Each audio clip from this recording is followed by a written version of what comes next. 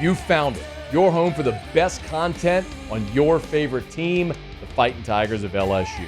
Do us a favor, subscribe to the channel, leave your comments below, and be sure to smash that like button.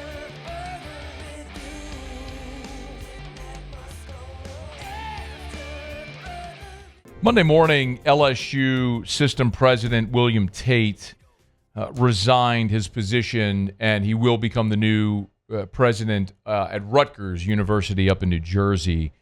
And anybody who's kind of been ear to ground on this whole thing, this should come as no surprise.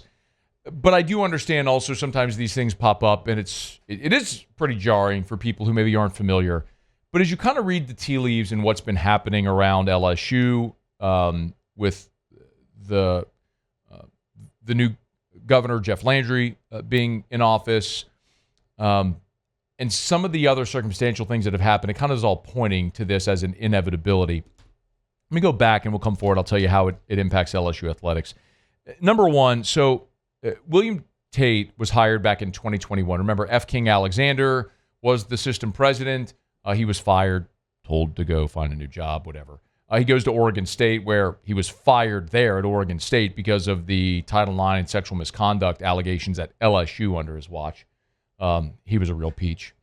But there was an interim president for a short time, and then Governor John Bel Edwards appointed William Tate as the new president of LSU. He had been the provost at South Carolina. He was hired here. At the time, he became the first black president of LSU, and at the time, the first black president of an SEC school. It's very transformational hire. And we know how things sort of transpired as you've had funding cuts. And listen, by the way, this is not a red or a blue, an R or a D. You do you. Follow the news, dude. I don't care. I'm just kind of laying the groundwork for those that are not familiar. So the governor appoints the president of the university, and then the board members have to approve it. Well, remember also, the governor appoints board members. So by and large, the board operates at the pleasure of the governor. These are all political appointees, effectively. And what's happened since Governor Landry was elected, as does with every governor, they're going to, when board members term off, they'll appoint their own board members. So what's happened now is you have a group of board members that have more of a loyalty to Governor Landry as opposed to those that were loyal to John Bel Edwards.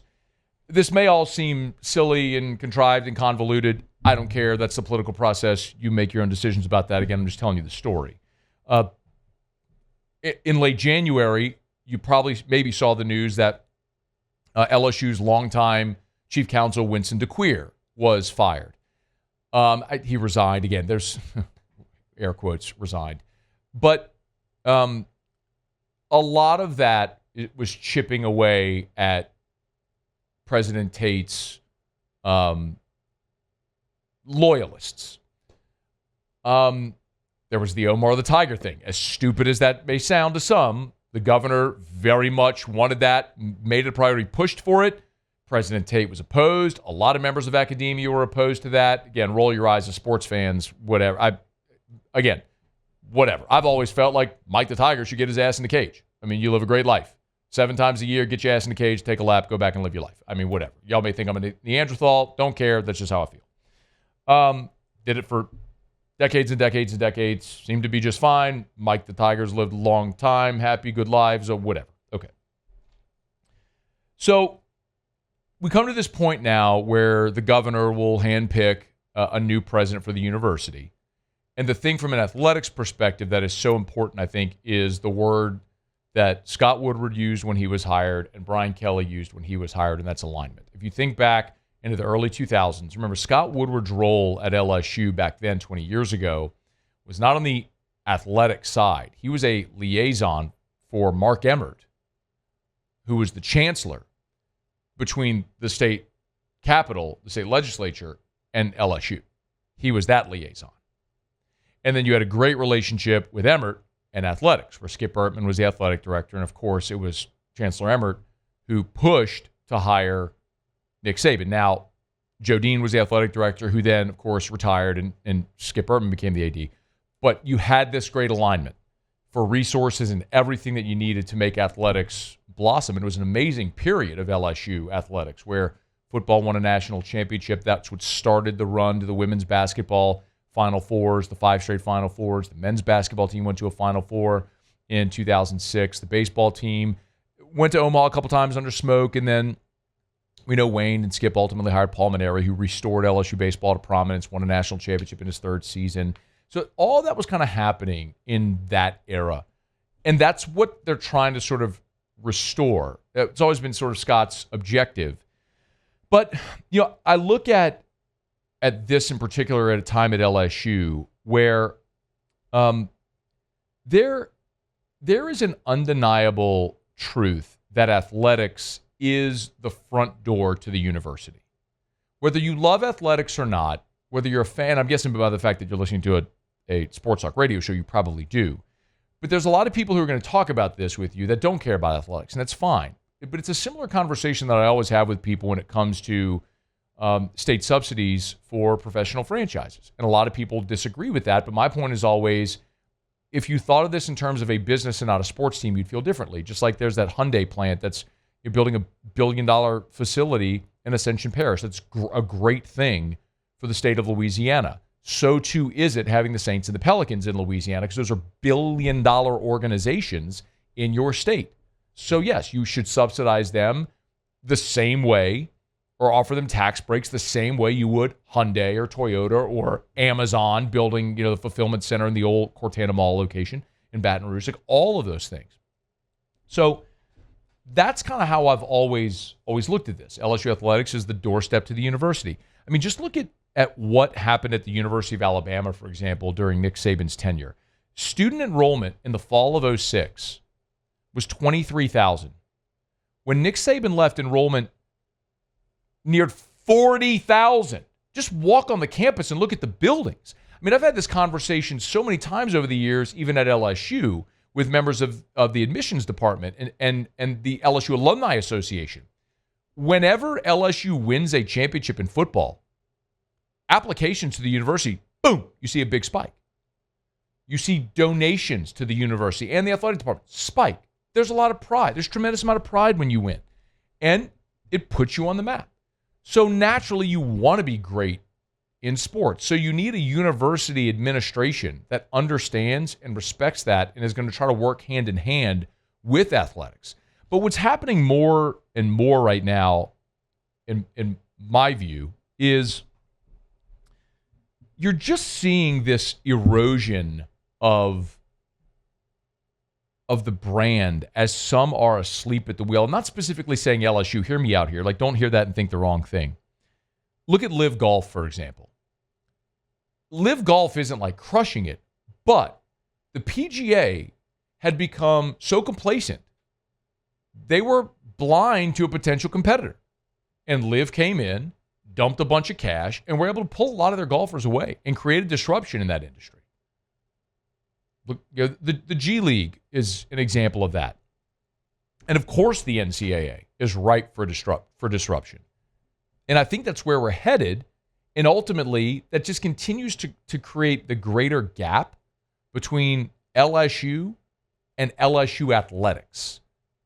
There's just not a lot of symbiosis there right now. And as we move into a rev share era, I think that chasm just continues to grow, because in order for athletics to survive, they're going to have to continue to find new revenue streams or cut sports, which further distances from the mission of being an academic institution, right? But what matters most? It's winning in football and basketball and things that are going to generate revenue, because it's this weird cycle where you can't exist without the revenue. Well, how do you create the revenue? Football and basketball. Well, what's pulling away from the revenue? The non-revenue sports. So what do? You cut them. What does that do? It severs your commitment and your initial mission of being an academic institution and student athletes. All that stuff just continues to drift like farther and farther apart, if that makes sense. So I've heard some names already that are in line to replace President Tate, potentially. And I don't know that we need to sit here and run through those because I don't know that it necessarily matters a ton right now. And it's just, no doubt Governor Landry has some in mind that he's already interested in.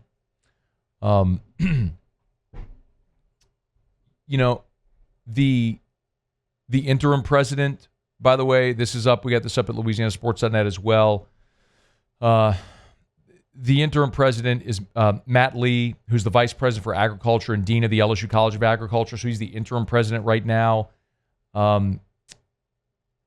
Eric Monday is a name that I've heard, who had previously been at LSU. He's currently an administrator at Kentucky. Paul Coryell from LSU A is a name I've heard. And it's not to say, look, I've even heard people throw out like Julia Letlow, who's currently a U.S. Congresswoman. I mean, I don't know what direction that Governor Landry goes. I don't know. I'm telling you candidly. I don't know. I'm throwing out names that I've heard, not saying there's anything definitive, just to say those are things that are floating out there. And so we'll see how it all transpires. But for the most part, what you want, though, is that alignment. Is a university administrator who understands the importance of athletics to the whole, to the brand as the doorstep of the university, how you can leverage athletics for the benefit of the academic side. And that's something that has been lacking, that lack of alignment there. And maybe with this hire, it will start to get more in place there. But make no mistake, this wasn't William Tate resigning because he didn't like LSU or got a better job.